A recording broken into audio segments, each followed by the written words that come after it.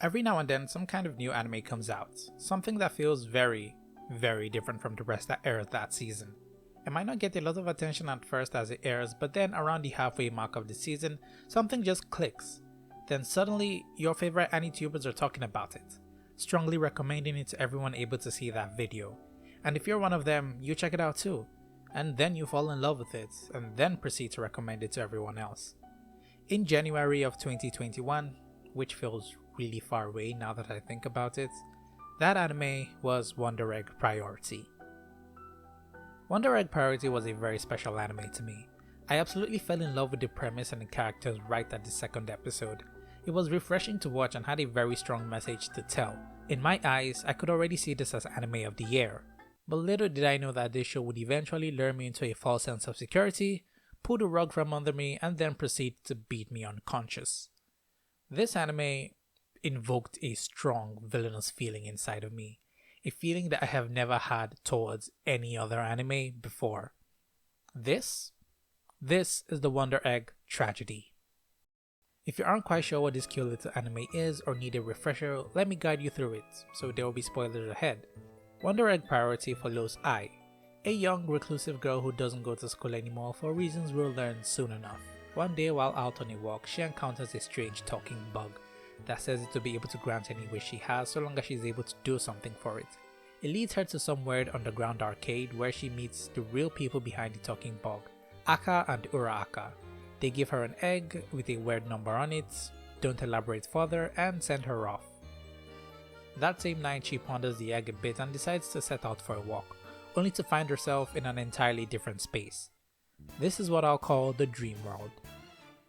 So the main gist of things is that in this dream world, Ai has to break the egg, which spawns a girl, and Ai has to protect this girl from the weird tiny monster things called Xeno-Evils, as well as the boss, which is the manifestations of the girl's trauma, dubbed the Wonder Killer.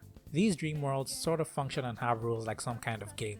The dream doesn't end until the Wonder Killer is defeated by whoever cracked the egg, in this case Ai, who also gets powered up with a new weapon. Her main weapon, which spawns from a multicolored pen, and a secondary one depending on the girl she's protecting. It's a concept similar to Persona when you think about it. It's also interesting to note that in this dream world, Ai is virtually immortal, so whatever damage she takes heals. But here's the catch. The damage comes back in the real world, so if she gets a cut in the dream world, it shows up in the real world when she wakes up. It's an interesting gimmick. Too bad it gets forgotten in later episodes. So why is Ai putting herself at so much risk to get a wish granted?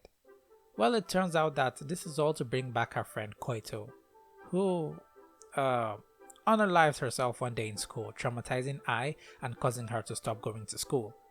Ai's driving force is to bring back Koito and find out the reason why she did what she did. Remember this cause it'll be important later. As the story progresses, we get introduced to our other heroines. Neru, the stoic, blunt one who doesn't talk much. She's super smart and was apparently grown in a lab. She's also the CEO of some big corporation. Her goal is to bring back her sister. Rika, the bubbly one. She's unapologetic and crass, moving to the beat of her own drum. She's a former junior idol, has daddy issues, those issues being that she doesn't even know who her dad is. And her goal is to bring back her number one fan who was also like a friend to her. And Momoe. She's the reliable one and the most mature of the group. She struggles with her femininity, trying to appear more ladylike as she's often mistaken for a boy. She is also trying to bring back her friend / love interest. The four girls bond over being dream warriors, becoming really close friends, hanging out after school and doing things friends do. It's heartwarming to watch these two get to know each other and just mess around like actual friends, especially considering they all carry some kind of trauma with them and were generally isolated from the world before coming across the Wonder Egg vendors. When you really think about it, this is a magical girl anime, minus the flashy transformation. The main theme of the anime is female adolescence, and uses that to show just how beautiful and dark it can be. And when I mean dark, I don't mean over the top edgy subject matter you see in quite a few magical girl anime, but rather, it depicts the real heavy things that young girls go through but don't really talk about. And Wonder Egg Priority does this in the most raw and unapologetic way I've ever seen for an anime. It doesn't create abstract monsters that represent the grief the girls face. It doesn't subtly imply the cause of death through imagery or something like that. It gives it to the audience straight up. Things such as assault, self-harm, and depression are all laid out in the open.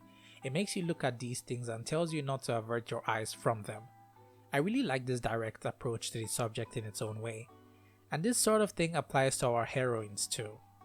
They all have some kind of trauma they're dealing with, and by completing the goal of reviving their special person, these girls are hoping to find some kind of closure. And unaliving yourself is another important plot point throughout the anime. Our heroines are trying to revive their loved ones who, and the girls that spawn from the eggs they have to protect were also girls who were unfortunate enough to end things for themselves. The anime implies that while our main characters' loved ones are in the form of a statue in their dream world, they exist as an egg somewhere else, waiting to be cracked and be protected. The same thing is also true vice versa. Remember this too because it'll be important later. So as our characters go in learning more about themselves and each other, we get the sense that something isn't quite right in the background. What they're doing feels like a monkey's paw kind of situation. Like perhaps Koito wasn't the girl I thought she was, and we the audience get the feeling too. There's an airy feeling to her and her mannerisms. She tries to use Ai to get footage of her being bullied and seems to have some kind of really intimate relationship with her teacher. The teacher who seems particularly interested in Ai too. Yeah, the anime sets him up as being a shady man who seems a bit too enthusiastic about young girls. But in a surprising turn of events, that's just a red herring as he ends up dating Ai's mom and is a pretty swell guy. I'm glad it didn't turn out to be another "the teacher is secretly evil" cliche. Up until this point, the anime is still really engaging to watch. And then something happens. Something that just leaves you wondering what the writers were thinking. And it starts from episode 8. Episode 8 is a recap. A recap in a 12 episode season. Let that sink in, and now imagine those who are watching it weekly felt. This recap serves as the catalyst for the downfall of Wonder Egg Priority, and episode 9 makes things even clearer. This episode shines some light on Neru, who has been pretty undeveloped until this point. We get a bit of more insight into her and her company she runs. They really show off how advanced the company is but don't exactly tell us what it does. They are able to record dreams, however, showing us that they've been in fact recording Neru's dreams, which is just weird. Not only that, but Neru introduces us to her friend, Kotobuki. Now Kotobuki, along with Neru, are apparently child geniuses with super high IQs and accomplishments that pass even the most accomplished master degrees holders. I'd be surprised, but this is anime after all. Kotobuki's been in a vegetative state for a while, conducting research on near-death experiences and using herself as a test subject until she went too far and put herself in that state. And as luck would have it, Neru runs into her in the dream world. This is where things start to go off the rails. Kotobuki basically dumps a lot of exposition on us. First, she introduces and confirms the idea that parallel worlds do exist, and when they die, they pretty much get isekai. And second being the temptation of death, some otherworldly entity that pushes young girls to specifically off themselves. Yikes. The anime made a bold move to make unaliving a central focus of the plot, and by doing so you'd think they had some big message to say about this, but by stating that it's the result of the influence of some external entity is kind of disrespectful, to be honest, and removes whatever agency the anime had going for it. And it gets worse. The ones who have been supplying the eggs to the girls, Aka and Uraraka, are actually working with Neru's company and are also the originators of this weird entity causing girls to end it all. So in other words, they've been using these girls for some unknown reason. What is it with supernatural beings and taking advantage of the emotions of young girls? Am I right? Moving on, we finally get to see what happens when someone clears the game, and that's Momoe. She's finally able to bring her friend back. She's happy. We're happy she's happy. It's a good moment, but then it gets ruined by something that comes out of left field. This weird thing immediately shows up out of nowhere and proceeds to murder Momoe's dream pet thingy, rather cruelly too, and force feed it to her. Raw, traumatizing Momoe for the rest of her life. Like geez, at least add some seasonings or something. This thing, called Hyphen, appears to be a lackey for some bigger boss called Frill, aka Thanatos, aka the one behind the temptation of death that has been name dropped a few times in the prior episode. But the way this was handled was so distastefully. Not only do you finally reveal the final villain behind this all 3 episodes before the season ends, but you also reveal the villain's underlings too, which means before our heroes can face the final boss, they have to beat the underlings first, which have already been established to completely outclass the girls in every aspect. So Momoe is traumatized now, her spirit is broken, too afraid to sleep anymore, and Rika gets an encounter with a different lackey too, and it goes on the same way as you'd expect. She name drops this Frill character. But who is Frill, you may be wondering? Why would they introduce new concepts and plot points so late into the anime's runtime, you may be wondering? Well, episode 11 answers that, dedicating the whole episode to her backstory. Oh my goodness. Get ready for this one. So, Frill was an AI created by Aka and Uraraka when they were still human, but rather than keep her as a program in some super high gaming PC, they decided to put her in an actual synthetic human body. They basically tailor-made her personality and motions to make the perfect daughter, and for the most part, they were happy. That is until the 2 men fell in love with the same woman, who ended up choosing Aka to be with. I should also mention that the 2 men were in a relationship before this in case you couldn't tell yet, with Uraraka being totally okay with Aka's new partner. But Frill wasn't having any of that. And just when the new wife gets pregnant, Frill goes on to murder her in a fit of jealousy, sending Aka into a fit of rage and locking her up in a basement indefinitely. Thankfully though, the baby survived and became the new ray of light for the 2 men, but on the day of her 14th birthday, she ended her own life out of nowhere. Turns out Frill somehow influenced this girl to end things. The anime doesn't explain how it's done exactly, but I guess Frill, who I have to emphasize is an AI, uses her lackeys to influence or possess these girls through their dreams and cause them to end their lives or something like that. And our main characters were actually protecting these Wonder Eggs to stave off the influence of Frill, becoming the warriors of Eros to defeat Thanatos. In a nutshell, they were guinea pigs, pawns in a fight that wasn't even theirs to begin with. This drastic increase in scope and heavy lean into sci-fi completely shatters the interesting premise the show had going for it. They were better off not explaining a lot of the things going on, and we the audience would have been completely cool with it. And to make matters worse, they've written themselves into a corner. And if you think that with one more episode left to conclude things, there's no way they could wrap this story up nicely. And you'd be absolutely right. So not only have the group been split up due to Rika and Momoe being traumatized and refusing to be a part of this anymore, Ai also continues going to the dream world to do battles, and this time she gets a very strange encounter. The girl she's protecting is herself. Remember how the anime had confirmed that parallel worlds do exist? Well, this is Ai from a parallel world, one who couldn't handle the bullying and never made any friends. And guess who her wonder killer is? Her teacher, Mr. Saoki. Remember that red herring plotline so many episodes ago? Well, it turns out in a parallel universe, it's actually true. But that doesn't mean shit. This feels completely pointless. We're supposed to be focusing on the main villain who still hasn't made a proper appearance to our main characters. I guess that this serves as some good character development for Ai as a standalone episode. It resolves her character arc, but come on! We are running out of time here. It really doesn't push the main plot and just abruptly ends. You're left with a "that's it?"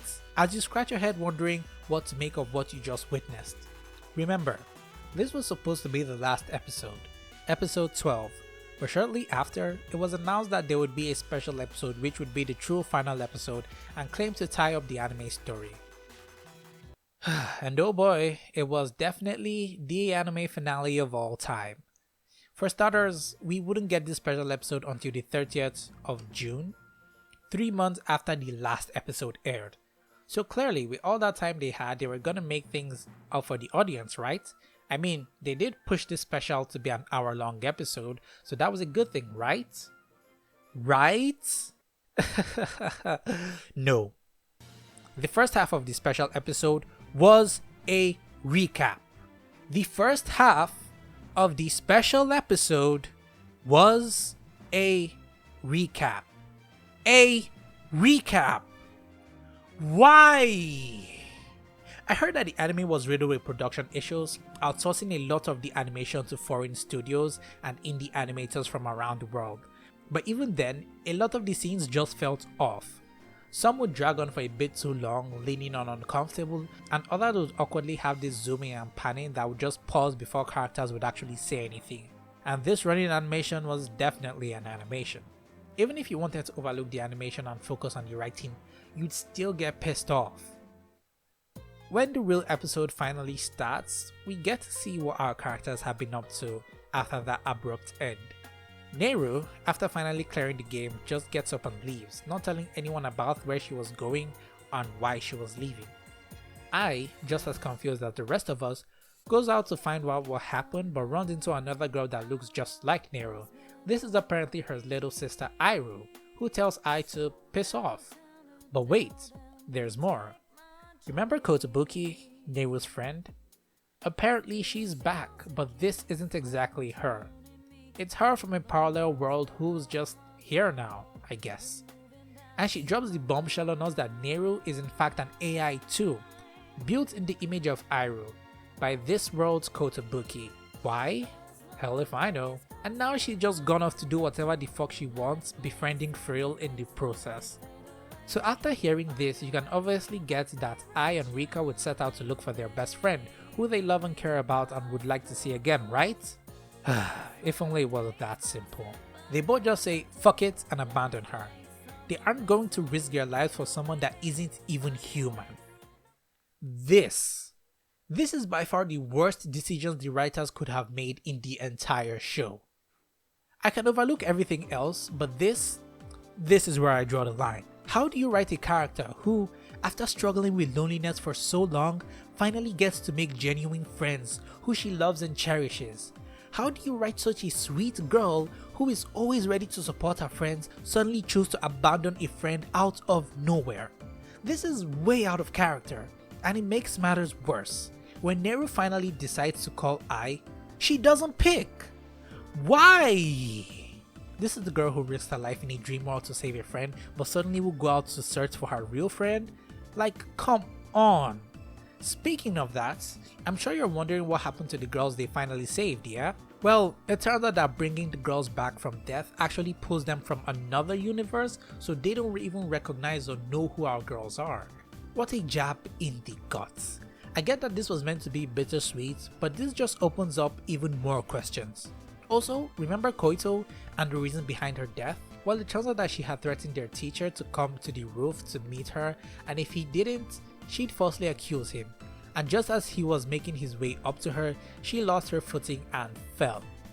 Her death was an accident! And they don't even show Ai's reaction to all of this. It just gets brushed aside after that, and that's all. And then we're here with a time skip. Ai changed schools and has apparently distanced herself from her other friends, another stupid decision mind you. Then out of nowhere, she decides she's actually going to look for Nehru, which she'll do through the eggs. And that's it. The final episode ends. Many, and I mean many, plot points were left in the open, never to be resolved.